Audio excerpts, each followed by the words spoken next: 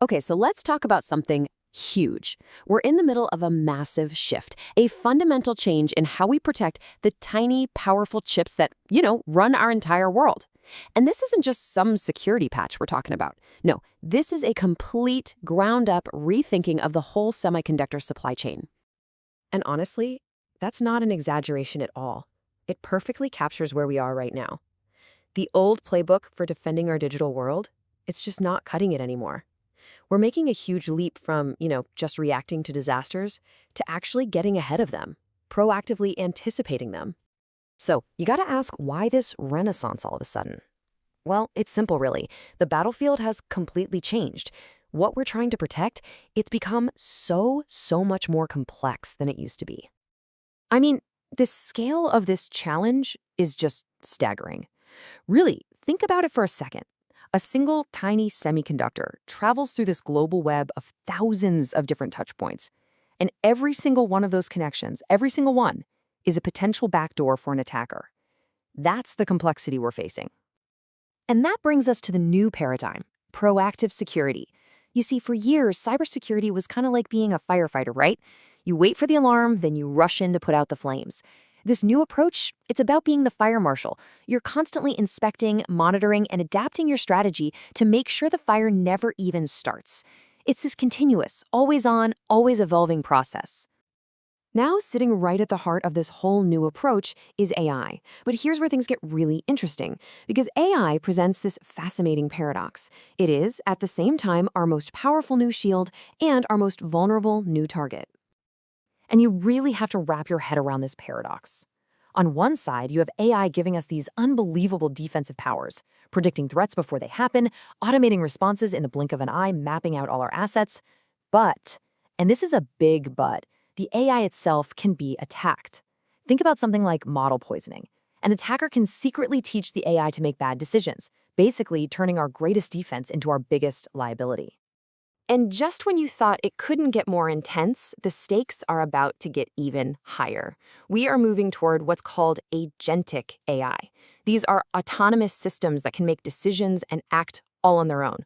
The potential for efficiency is massive, sure, but a security failure in a system like that, it could be absolutely catastrophic, because there's no human in the loop to hit the brakes. So how in the world do you manage that kind of risk? Well, it comes down to a really solid governance framework. It's pretty logical when you break it down. First, you set very clear, hard limits on what the AI is allowed to do. Second, you are constantly watching its behavior in real time. Third, and this is clever, you use another AI to look for anything weird or potentially harmful. And finally, you've got to have a kill switch, a way to shut it all down instantly if it goes rogue. Okay, so agentic AI is a big future challenge, for sure. But what about the threats that are lurking in our systems right now? The ones hiding in plain sight? This is where the red teams come in. Their job is literally to think like the attacker, to find all the weaknesses that we might have missed. And what do they find time and time again? It's almost never one single glaring flaw.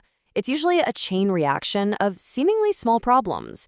A supplier who has way too much access, an old system that never got patched, someone falling for a phishing email, or an attack that cleverly jumps from the corporate network over to the factory floor. These are the kinds of hidden risks that genuinely keep security experts awake at night. So what does all this mean? It means the old foundation is cracked. We can't just keep slapping on patches and hoping for the best. We have to build something new from the ground up. An architecture that's actually designed for this incredibly complex world we live in. And that new architecture has a name, Zero Trust. And honestly, the name says it all. The old way of thinking was like a castle and moat. If you made it across the bridge, you were considered trusted. Zero Trust throws that whole idea out. It assumes the bad guys are already inside, so it trusts nobody and nothing. Every single request, every user, every device gets verified, every single time. But here's where it gets really powerful. When you mix Zero Trust with AI, wow. Suddenly, AI isn't just checking a password, it's analyzing your behavior to see if it's really you. It can build tiny, isolated digital bubbles around your most important data on the fly. And it gives you true 24/7 monitoring with automated responses. It's like creating a living, breathing security system that's always adapting. And this right here, This is the heart and soul of this cybersecurity renaissance. Security can't be an afterthought anymore. It's not something you just bolt on at the end of the project.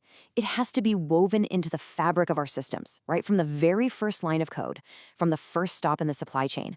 The new mantra is resilient by design. But look, even the best architecture in the world isn't enough if you're trying to go it alone. It's that classic saying, right? A chain is only as strong as its weakest link. In a supply chain with thousands of partners, that is literally true. It means we have no choice but to work together. And the data on this, it's not fuzzy. It's stunningly clear. So how much better are we at spotting attacks when we team up? A massive 85% better. Just think about that. When companies share what they're seeing, an attack on one person becomes a warning, a lesson for everyone else. And it's not just about seeing the threats, it's about moving faster. By working collaboratively, organizations can respond to an incident 60% more quickly. In today's world where a breach can happen in a flash, that speed is an absolute game changer. Okay, so what about the money, the bottom line? Well, get this. Collaboration actually makes security cheaper. By sharing resources and know-how, companies can slash their own security costs by up to 40%. I mean, how often does that happen? A solution that's better, faster, and cheaper? It's a no-brainer. So when you put all these numbers together, the argument is just overwhelming. That old way of thinking, of keeping your security secrets to yourself, of competing, it just completely falls apart. Collaboration isn't some nice-to-have idea anymore. It's a strategic imperative with real, tangible benefits you can measure. And all of this leads to a really profound shift in how we think about this stuff. For decades, companies treated their security like a secret weapon, a competitive advantage. This renaissance is teaching us the exact opposite. In a world this interconnected, cybersecurity isn't a competitive advantage. It's a collective responsibility. So as we stand here looking at this new landscape with its tangled supply chains, its powerful AI, and all these hidden threats, it leaves us with one final question to think about. What if the greatest innovation in cybersecurity isn't a new piece of technology at all? What if it's just our willingness to finally work together?